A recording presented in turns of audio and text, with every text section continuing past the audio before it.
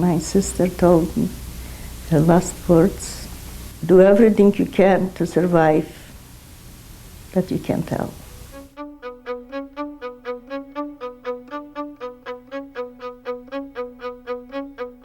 What was it that made you decide to come back? Because here I came with my own sister, with a little girl, 7 years old.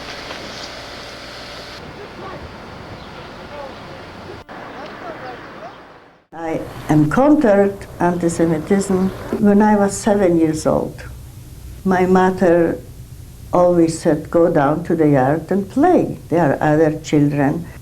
And one day I went down, anxious to have somebody to play with.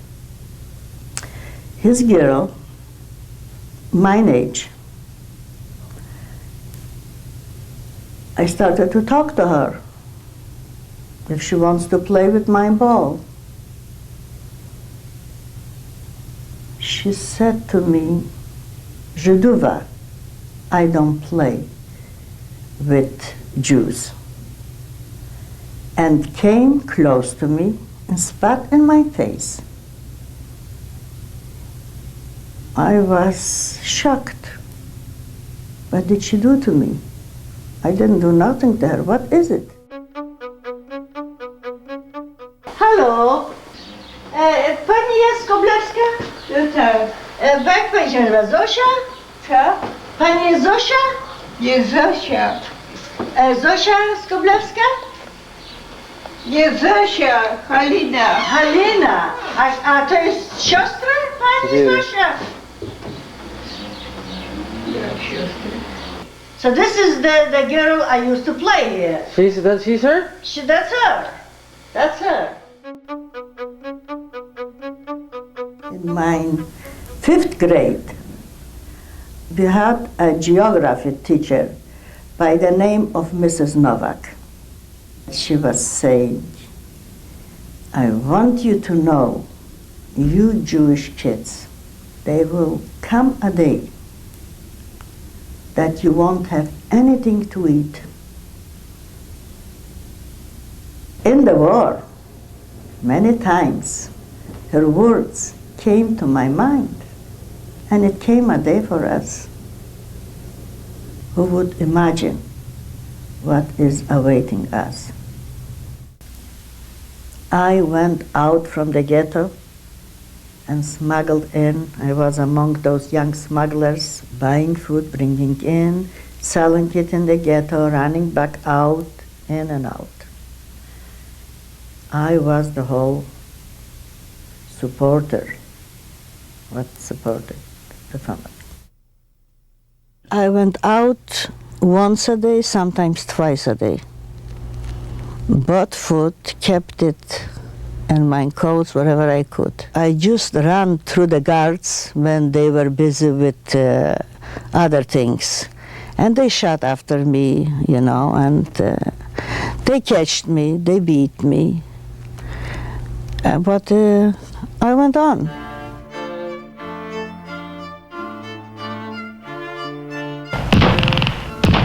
We were hiding in a basement.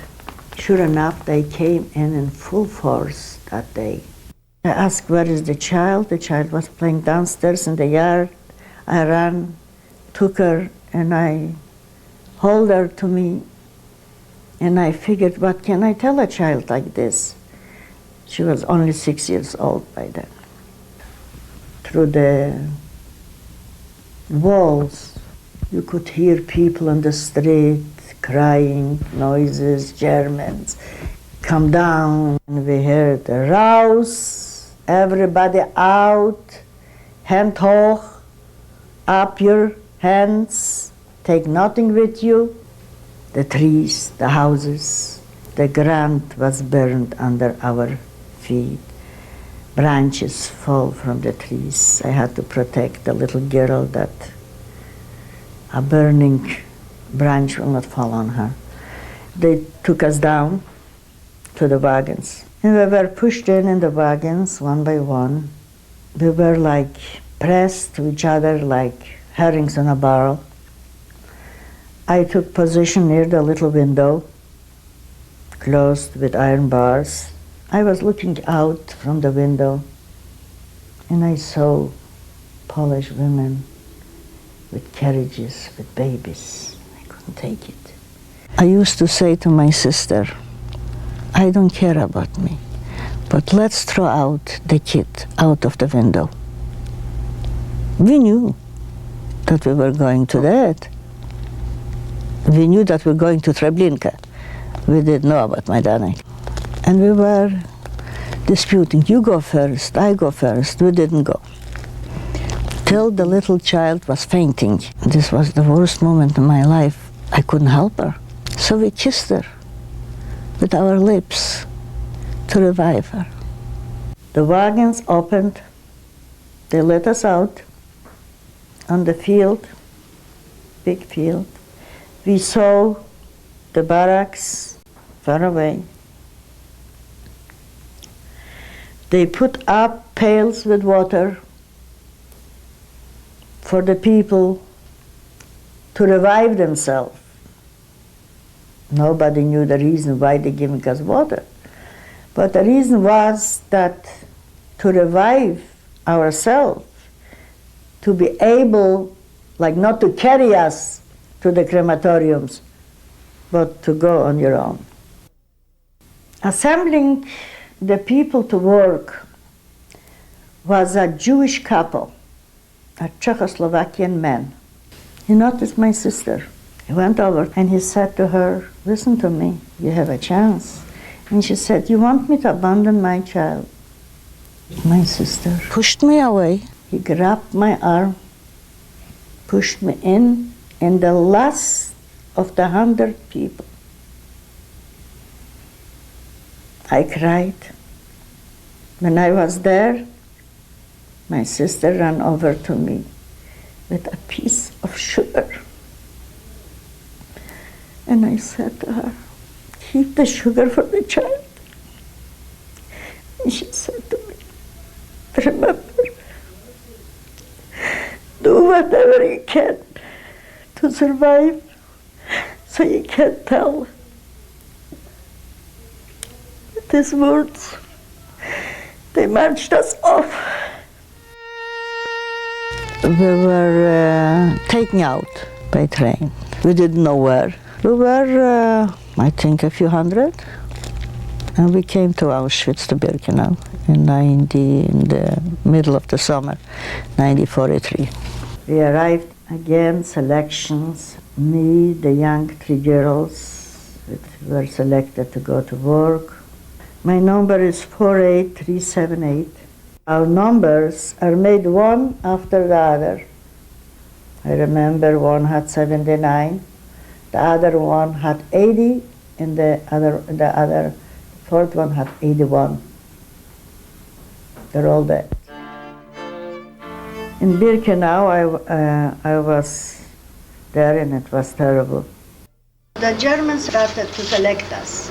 So here we're staying like Mengele, not here, but in the sauna, we called it. And they started like fast, who cares, right, left. Right, left, right. They chose me to go to that. And I said, I have to do something. I have to do what my sister told me to do. Do everything you can to survive, to try. But what can I do? I went back to my city, which my husband was there and his brother, they were twins. A few other, all in all, maybe 12 people who survived from the city. A boy who I was going together to school. He was the first one I met, and he told me who survived. I was hoping for my brother to come back from Russia, but he didn't. I always said to myself, it was not worth it. I have nobody to give my sister's message to. I was the only one. Every survivor has an obligation to tell their children and to give it to their grandchildren. This is our obligation. should not forget.